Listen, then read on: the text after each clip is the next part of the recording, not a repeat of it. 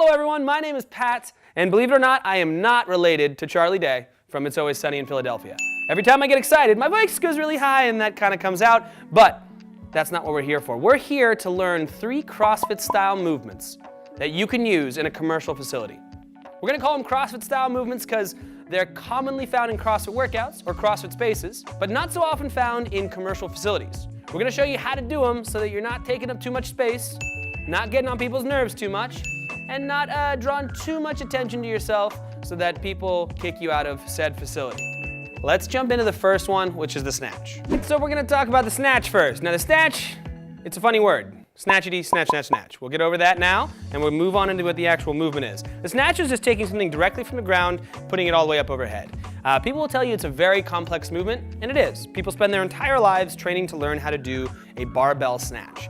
They spend their entire lives training to do that and the clean and jerk. So if you don't get it perfect in this like 2-minute little section here, shame on you. No, it's more about learning the gross mechanics behind it, how this movement is accomplished, what the basics that we're looking for are. So what I'm gonna show you is a dumbbell snatch. Classically, you do it with a barbell. The reason we're not doing it with a barbell is because we're in a commercial facility. It's hard to clang and bang in a commercial facility. Dropping bars everywhere, yelling at people who are going around you, bending plates. Who knows how quality the bars are? Yeah, just use a dumbbell. That's what we're gonna go with today. So single arm dumbbell snatch, again, it's going from the ground to directly overhead. The big keys are use your legs to move the load, and then use your midline and trunk, your abs and your core, to brace and make sure it doesn't bend and move, and then transfers the power from the legs to the arm and the bell that makes the bell move. So it looks like this from the front. Wah! And then from the side, you're here. Now, I'm over-exaggerating a little bit of a jump that I'm doing. I just want you guys to see that the momentum from the legs is what makes the bell move.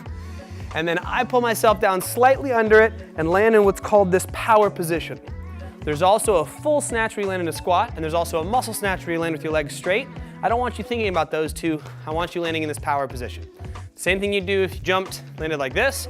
Just now from the ground, you're going to push your hips back, set your back so it's nice and flat, grab the object. Now, if you can't have a flat back and pick something up off the ground, first off, you should look at fixing that. But second off, you can just lift it a little higher, more to about knee level. So we want to start in this position here. You can have the bell hammer style or straight this way. This might be a little easier because you don't have to avoid the body, but I prefer kind of the hammer here. Now from here, you just drive into the ground and think about jumping the weight up overhead.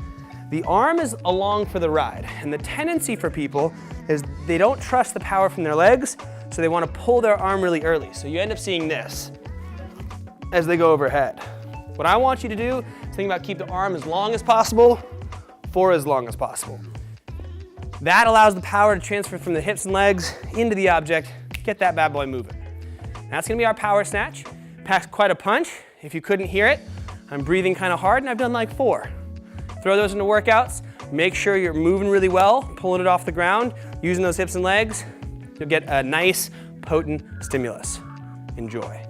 Alrighty, now we're gonna talk about the wall ball, every short person's absolute favorite movement. It's where you squat down, holding a ball, all the way below parallel. You throw that ball against the wall, it bounces off the wall. Then when you're super tired, you have to navigate catching that ball in midair and going back down into a squat. It takes a bit of coordination, takes a bit of leg drive, takes a bit of lungs and wind in order to do it. It is a fantastic movement. Unfortunately, in commercial spaces, oftentimes the balls that they have are the hard rubber balls. So if you miss those and they smash you in the nose, it leads to bad stuff. So what we're gonna do is we're gonna pull it back and scale it to something called a single dumbbell thruster. It's gonna do a very similar stimulus, so you're gonna get a very similar thing from it, but you're not throwing an object up in the air. You need a much smaller footprint, requires a little less coordination, so you can still pack that punch as far as the stimulus of the movement, but you don't quite have to catch a flying object coming at your face. That could be nice and hard. Now with this, we're gonna do a dumbbell. We're gonna turn it on its side. We're gonna put it up in front of our chest. This is actually the same way we would hold a ball. From here, what we'll do is we'll do a squat, where we squat all the way down below parallel, because that's the only time it's actually a squat. And then we're gonna drive up out of the bottom and thrust it up overhead. This is called a thruster. You thrust the weight up. Now from the side, what's gonna look like is you squat down, come up, and then lock the arms out up overhead. Now with the dumbbell, if you're super jacked, it's kind of hard to lock out your arms up overhead because you've got that narrow grip. You still want to fight for whatever range that you have. So push it up, try to reach back, get the elbows locked out, if at all possible. If you can't do it, it should tell you that you need to get a little bit more mobile and look into things to improve that range up overhead. But for right now, do what you can. Hold the bell on its side. Make sure as you're squatting down, you're staying back in your heels, you're staying as upright as you can, and this object might even help that, and you're using the hips and legs to drive it up. Now 1 or 2 might feel okay, but what you might notice is after like 10, you kind of want to die. And the reason for that is because it's such a long range of motion, and you can actually use a pretty decent load in order to do this. So try the dumbbell thruster. We're going to call it our wall ball substitution, and if you want to make it easier, make it slightly lighter. Try to do the full range of motion rather than going heavier in a partial range. That is our wall ball substitution known as a dumbbell thruster. This movement's fun. It's something that you can do just if you're looking for some nice suffering for the day. It's called the devil's press. It's all the rage right now on the interwebs and the Instagrams and the Twitter books and all those kinds of things. But what it is basically is a really long range of motion, meaning you're moving through a lot of space. You can move a decently heavy load, and you can actually move it pretty quickly. And that combination means it's going to require a lot from the body, which means it's going to pack a punch. You're going to be breathing hard, and you're going to be nice and sore the days after you do it, if you do it right or if you do it wrong. Now, when you do it wrong, you run the risk of injury, so don't do it wrong. Anytime you're moving through space, you want to be looking at keeping your back nice and flat on every single thing that you're doing. You're looking at driving through the middle of the foot as you're doing that, and you're looking to basically keep the knees tracking out over the toes. Those are big points to make sure you look for in any given movement.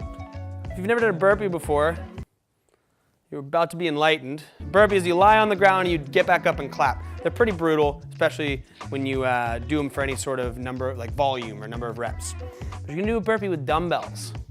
Then as you come out of the bottom of the dumbbells, or bottom of the burpee, you're gonna stand up and do basically a double arm snatch all the way up overhead. Doesn't require tons of technique, but it requires a lot of energy. And the better technique you have, the less energy you'll have to use. So remember when we talked about the snatch before? You're now doing it with 2 hands, and you're coming from the bottom of a burpee, you're going all the way overhead. So what it looks like is you kick back, you do a push-up, press yourself up, jump back to this position. Now from this ground position here, go off the ground, up and overhead, and then back down to the ground. So kick back, push up, here, set, and go up. Like 1,000 of those. Now if you can't do the push-up when you're planked out like this, all you gotta do is drop to the knees and then just do the push-up on your knees. Totally cool there. Now you can step through if you can't jump through, but from here, the tendency is wanting you to rip it off the ground and go to town with it. No dice, senor. You're gonna set your back, which means drop your butt a little lower, pick it up off the ground, get a bit of a swing through, and try to use that momentum to get it up and overhead. To make this easier, use lighter load. Much lighter load. You can even do it with 2 dumbbells, where you kick back, go to your knees, do the push-up, come back through, and then just switch the 1 dumbbell and go up and overhead. So with just a single dumbbell, that first snatch that we talked about. As you can tell, it's actually pretty tiring. So use these, don't use them all the time, use them sparingly, toss them into workouts. Same with the wall ball that we talked about and that snatch that we talked about. They're great CrossFit-style movements that you can throw into a very small footprint, limited gear, in a commercial space, and have a grand old time. Enjoy. I'm out. That was good. It worked. I'll take it.